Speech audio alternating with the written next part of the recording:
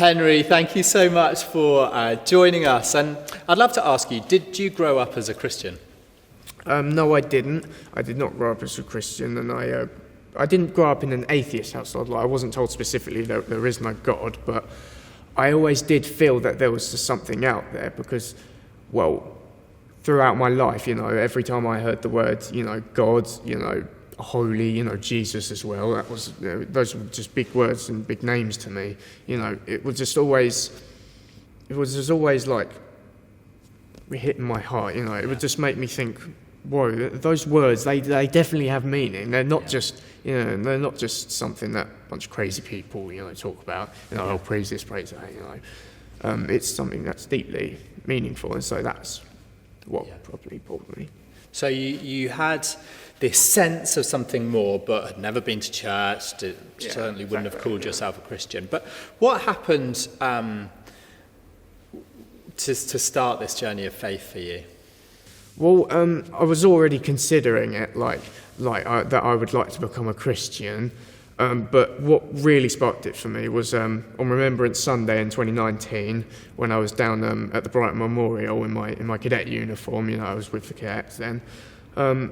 And when I was listening to the priests and the preachers when they were talking about the men who fought and died for me, it probably just sparked a reaction in me, and I just finally figured out that, I need to do something with my life, and I need to find out what faith that I have, if I do have it, if I don't have it. So, first thing I did, I got a bus up to Five Ways, and I went into St Matthias Church, the church that I've been walking past for the past, all my life really, because I was going to a fishing which you walk past this church. And so I came in and I met you for the first time, and I said, just how do I do this? How I need help.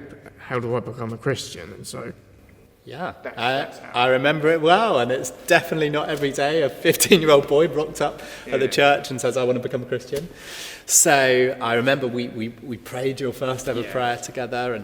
And tell me, since then, what impact has Jesus had on your life?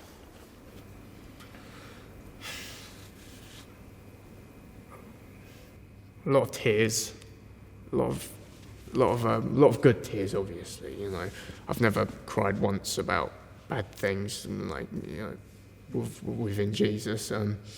But the effect that he's had on my life it's just been changing constantly. It's been making me realise that I'm worth something so much more than what I've been told and what I've told myself before.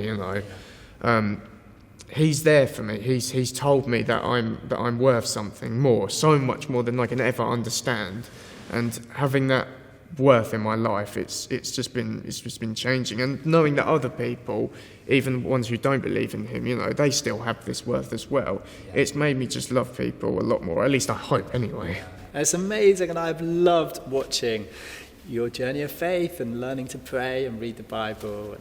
And Henry, I think we're all aware of young people and what an incredibly challenging year it's been. Young people feeling isolated, not being able to go to school, and high levels of mental health struggles. And we have this desire as a church to do something, to provide something for young people.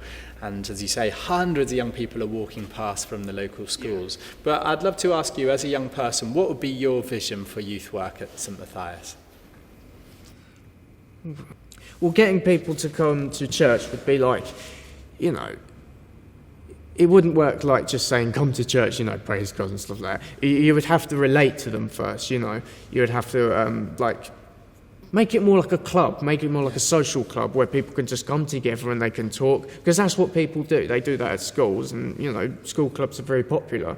So if we could do that at this church and be able to, invite people that are in my range, age range, stuff like that, and people that walk past this church every day and know it's here, know this club is here, that it's open, that the doors are open, it would be great, just allowing people to come and socialise, and eventually find out if they want to actually come to the church when it's Sunday and when people are praising God, and they don't have to praise God with us. They can just watch, and they can slowly start to understand and see if they have faith or if they don't have faith.